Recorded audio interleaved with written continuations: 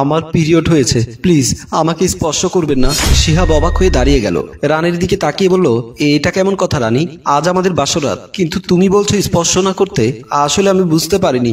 বুঝতে পারোনি মানে? আমি এত কিছু জানতে চাই না, আমি বাসর করবই। আচ্ছা শিহাব, 4-5 দিন পরে বাসর করলে তোমার কি সমস্যা হবে?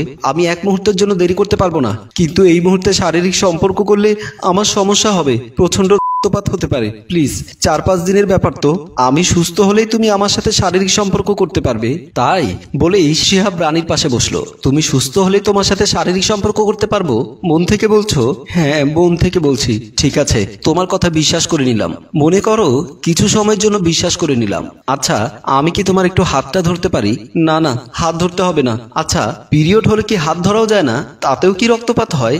না মানে এমনটা নয়, তুমি আমাকে স্পর্শ করলে আমার শরীরে শিহরণ জাগবে, তোমারও ইচ্ছে করবে আমার সাথে করতে, কিন্তু আমার তো তোমার সাথে এখন অন্য কিছু করতে ইচ্ছে করছে। কি? চলো বারান্দায় গিয়ে বসে তারপর বলি। প্রথমে রানী যেতে না চাইলেও অনেক জোরাজোরিতে রানী বিছানা থেকে নেমে আসলো। তারপর দুজনের রুম থেকে বের হয়ে গেল। বারান্দায় না গিয়ে রানীকে নিয়ে ড্রয়িং রুমে আসলো শিহাব। বলল, সোফায় বসো। এখানে কেন নিয়ে আসলে তুমি? বললে না বারান্দায় যাবে।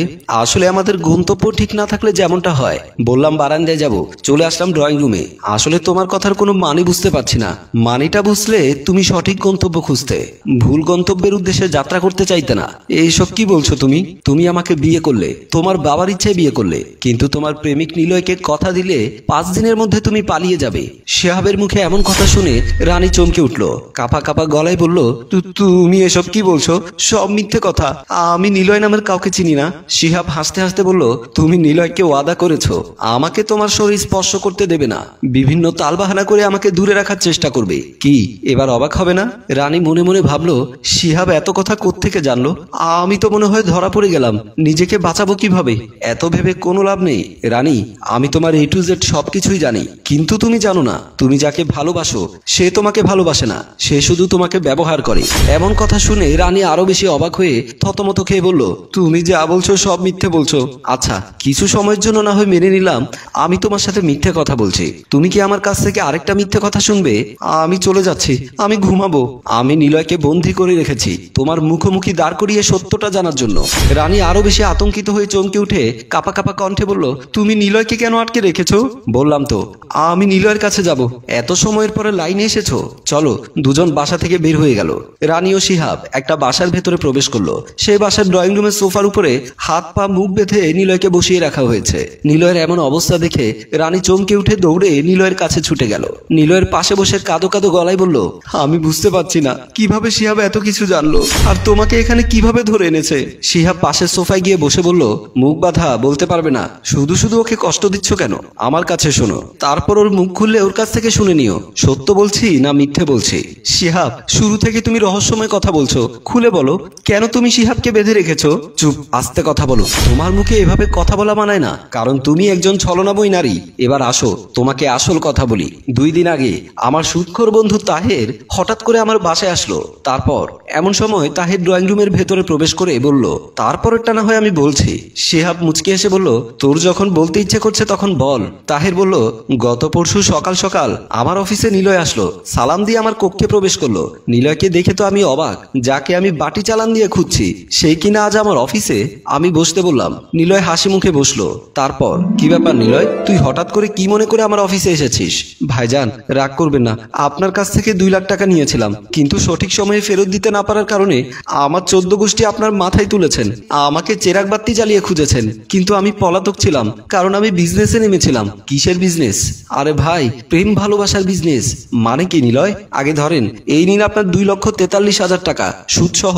হঠাৎ এত টাকা তুই কোথায় পেলি? ভাই, বললাম না ব্যবসা করছি। আমি রানী নামের একটা মেয়ের সাথে সম্পর্ক করেছি, ওর পরশুদিন বিয়ে, শহরের নামকরা একজন ব্যবসায়ীর সাথে। আমার প্রেমিকা আমার কাছে এসে কান্নাকাটি করলো। আমি আমার প্রেমিকা রানীকে সান্ত্বনা দিয়ে ওর বাবার কাছে চলে গেলাম। আমার আর রানীর কিছু একান্ত মুহূর্তের ছবি দেখালাম। রানীর বাবা আমার মুখ বন্ধ রাখতে আমাকে 5 লক্ষ টাকা দিল। টাকা পেয়ে আমি তো সেই খুশি, সেই টাকা থেকে আপনার টাকাটা পরিশোধ করলাম। নিজের প্রেমিকাকে তুই বলিদান করলি? ভাই, খেলা তো এখানেই শেষ না। শুনেছি বিশিষ্ট ব্যবসায়ী শিহাব চৌধুরীর সাথে নাকি আমার প্রেমিকা রানীর বিয়ে হচ্ছে। কথাটি শুনে আমি চমকে উঠলেও ওর পেট থেকে কথা বের করার জন্য আবার ওর কাছ থেকে জানতে চাইলাম, তা শিহাব চৌধুরীর কাছে তোর কি? ওদের বিয়ে হবে, ওরা ভালো থাকুক, কিন্তু ভাই আমি তো ভালো থাকতে দেব না।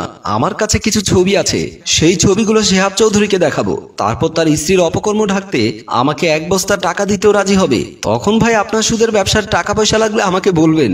নিলয়ের এমন উশৃঙ্খল কথাবার্তা শুনে আমার রাগ আর কন্ট্রোল করতে পারলাম না, কোষে চর বসিয়ে দিলাম নিলয়ের গালে। নিলয়ের গাল চেপে ধরে অবাক হয়ে জানতে চাইলো, ভাই কি কারণে মারলেন? আমি আর কিছু না বলে আমার চেয়ারের কাছে রশি ছিল, রশি দিয়ে ওকে পেঁচিয়ে বাঁধতে লাগলাম। ওর হাত পা মুখ ভালো করে বেঁধে চেয়ারে বসিয়ে রেখে অফিস থেকে বের হয়ে গেলাম। শিহাবের বাসার সামনে এসে কলিং বেল চাপ দিলাম। শিহাব দরজা খুলে দিল। দরজা খুলে বাহিরে এসে উত্তেজিত হয়ে আমাকে বলল, তুই এখানে কেন এসেছিস? তোকে তো আমি বিয়ের আগে দাওয়াত দেইনি। আমি তোর বিয়েতে দাওয়াত খেতে আসিনি, তোর একটা উপকার করতে এসেছি। তোর সুদের টাকা নিয়ে ব্যবসা করতে চাই না, বিয়ের জন্য কিছু টাকা আগে থেকে জমিয়ে রেখেছিলাম। সারাটা জীবন আমাকে তো ভুল বুঝে আসলি, শুধুমাত্র ব্যবসা করি সেটা ঠিক আছে, কিন্তু তবুও তো আমি তোর বন্ধু। উল্টোপাল্টা কোনো কথা না বলে আসল কথা শুনবার চেষ্টা কর। কি হয়েছে বল, আমার অফিসে চল, তারপর বুঝতে পারবি তুই কত বড় বিপদে পড়তে যাচ্ছিস। কিসের বিপদ? ভাই তোর দুটো হাত ধরে অনুরোধ করছি, আগে তুই আমার সাথে আমার অফিসে চল। শিহাব আমার সাথে আসতে রাজি হলো। তারপর শিহাব আমার অফিসে এসে নিলয়ের মুখ থেকে সব ষড়যন্ত্রের কথা জানতে পেরে আমার হাত ধরে বলল, দোস্ত রানী তো নিলয়কে প্রচন্ড বিশ্বাস করে। এই মুহূর্তে যদি আমি রানীকে বা তার বাবাকে দোষী সাব্যস্ত করি, তাহলে প্রমাণ করতে পারবো না, কেউ আমাদের কথা বিশ্বাস করবে না। তার চেয়ে আমি রানীকে বিয়ে করতে চাই, তারপর বুদ্ধির একটা চাল চালবো। রানী তুমি আমার ছোট বোনের মতো, তোমার ভালোর জন্য আমরা এই নাটকটা তোমার সাথে করেছি। তুমি বুঝতে পারোনি এই নিলয় তোমাকে ভুলভাল বুঝিয়ে তোমার সাথে উল্টোপাল্টা কিছু ছবি তুলে তোমার বাবাকে ব্ল্যাকমেল করেছে, শিহাবকে ব্ল্যাকমেল করতে চেয়েছে এবং তোমাকে যত প্রকার কুবুদ্ধি দান করেছে। আর সেই কুবুদ্ধি শুনে আসর ঘরে আমার বন্ধুকে তোমাকে স্পর্শ করতে দাওনি। আজ তোমাদের বাসরাতটা পার হয়ে যাচ্ছে, কিন্তু এক নিলয়ের ষড়যন্ত্র জালে তোমরা দুজনেই আটক হয়ে গেলে। এখন কি করবে রানী? রানী নিলয়ের মুখের বাঁধন খুলে কোষে চর বসিয়ে দিল নিলয়ের গালে। নিলয় কাঁদো কাঁদো গলায় বলল, প্লিজ রানী তুমি আমাকে বাঁচাও, আমার ভুল হয়েছে, আমাকে মাফ করো। তোকে মাফ করতে পারলেও নিজেকে কিভাবে মাফ করব? আমি যে ভুল করেছি সেই ভুলের মাসুল তো সারা জীবন দিতে হবে। আমি তো হৃদয়ের রাজ্যের রানী হতে চেয়েছিলাম, তুই তো আমাকে দাসী হিসেবে ব্যবহার করলি, তোকে তো আমি করে ফেলবো। পরিস্থিতির ভয়াবহতা দেখে শিহাব ও তাহে নিলয়ের গলা থেকে রানীর হাত ছাড়াবার চেষ্টা করছে, কিন্তু রানী আজ খুব ক্ষিপ্ত। কোনোভাবেই দুজন যুবক এক যুবতীকে কন্ট্রোল করতে পারছে না, জোরাজোরি চলছে। মাঝখানে নিলয়ের অবস্থা সারা। প্রিয় দর্শক, বিশ্বাস ও ভালোবাসা সবসময় সঠিক গন্তব্যের দিকে এগিয়ে যায় না, কখনো ভুল গন্তব্যে পা বাড়িয়ে সবকিছু উলটপালট হয়ে যায়।